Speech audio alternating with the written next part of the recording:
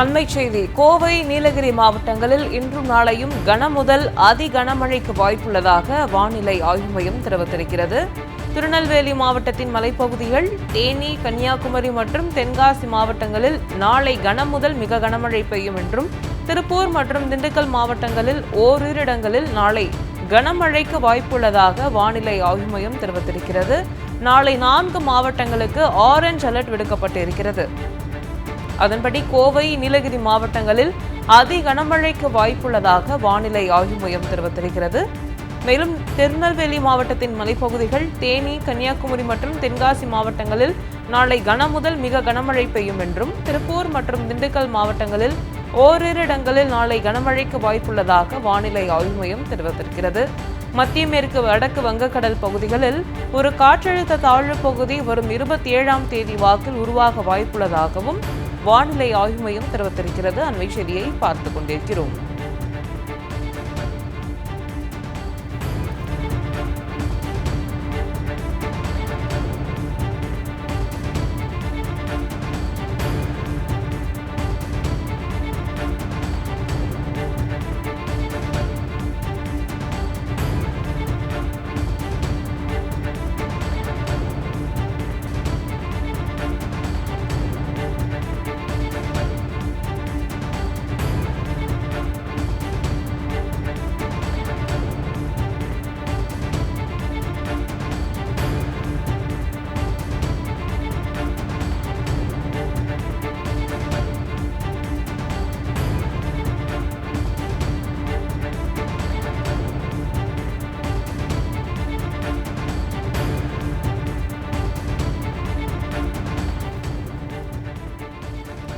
நாளை மறுநாள் தமிழகம் மற்றும் புதுச்சேரியின் ஓரிரு இடங்களில் தரைக்காற்று மணிக்கு 35 முதல் 45 கிலோமீட்டர் வேகத்தில் வீசக்கூடும் என்றும் வானிலை ஆய்வு மையம் தெரிவித்திருக்கிறது. அண்மை செய்தியை பார்த்துக் கொண்டிருக்கிறோம்.